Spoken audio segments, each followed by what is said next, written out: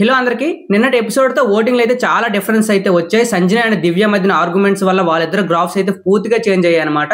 అలాగే తనూజ అండ్ పవన్ కళ్యాణ్ ఎవరు ఫస్ట్ ఉన్నారు, డబుల్ ఎలిమినేషన్ ఈ వారం ఉండబోతుందా ఉండదా అనేది క్లియర్ క్లారిటీ అయితే ఇస్తాను. దానికంటే ముందు వీడియో లైక్ చేయండి. మీ చిన్న లైక్ మీకు చాలా పెద్ద సపోర్ట్ ఇస్తుంది కాబట్టి ప్లీజ్ లైక్ ద వీడియో.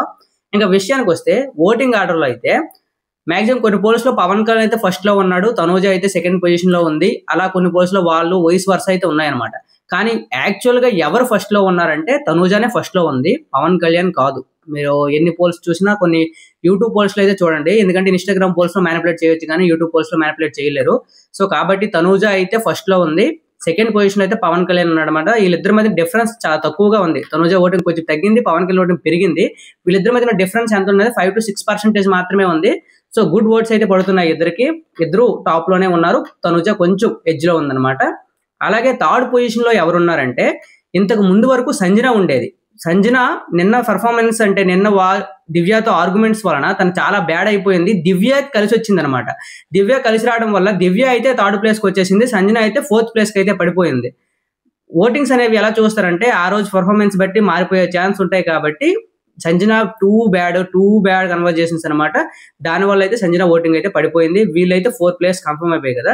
మిగతా వాళ్ళందరూ డేంజర్ జోన్ లో ఉన్నారు. వాళ్ళలో ఎక్కువ డేంజర్ జోన్ లో ఉన్నారు. డబుల్ ఎలిమినేషన్ ఎవరు అవుతారు అంటే రీతు కూడా మాక్సిమం సేవ్ అయ్యే ఛాన్సెస్ ఉన్నాయి. రీతు ఎందుకంటే రీతుకు డెమోన్ పవన్ ఓటింగ్ పడుతుంది, మంచి ఓటింగే పడుతుంది. మిగిలిన వాళ్ళకంటే కొంచెం మంచి ఓటింగ్ పడుతుంది, కానీ డేంజర్ జోన్ ఎలిమినేట్ అయ్యే అవకాశాలు ఉన్నాయి, కానీ చాలా లెస్ ఎలిమినేషన్ అయితే ఉన్నాయన్నమాట.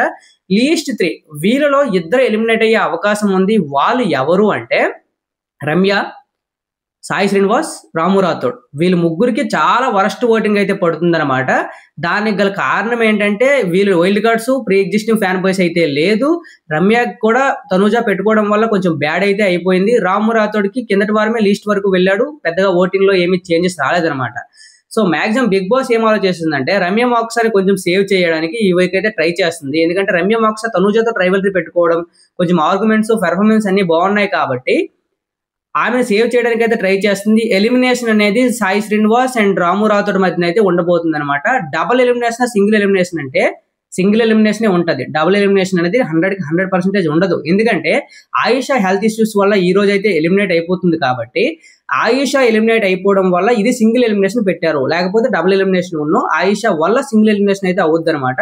ఎందుకంటే నెక్స్ట్ వైల్డ్ కార్డ్స్ రీఎంట్రీస్ అయితే ఉన్నాయి కాబట్టి ఈ వారం అయితే ఒక్కరు వెళ్తారు, ఆయుషతో పాటు ఇద్దరు వెళ్తారు అనమాట. సో మాక్సిమం రాము రాథోడ్ కానీ సాయి శ్రీనివాస్ కానీ వీళ్ళిద్దరిలో మధ్య ఎవరో ఒకరైతే పక్కా ఎలిమినేట్ అయిపోతారు, ఇది కన్ఫర్మ్. నేను ఎలిమినేషన్ అప్డేట్ నాకు ముందుగా వస్తుంది కాబట్టి నేను ముందుగా మన ఛానల్లో వీడియో చేస్తాను, సబ్స్క్రైబ్ చేసుకొని చూడండి. అలాగే మరిన్ని అప్డేట్స్ కోసం వీడియోని అయితే లైక్ చేయండి, మీ సపోర్ట్ నాకు కావాలి. Thank you so much.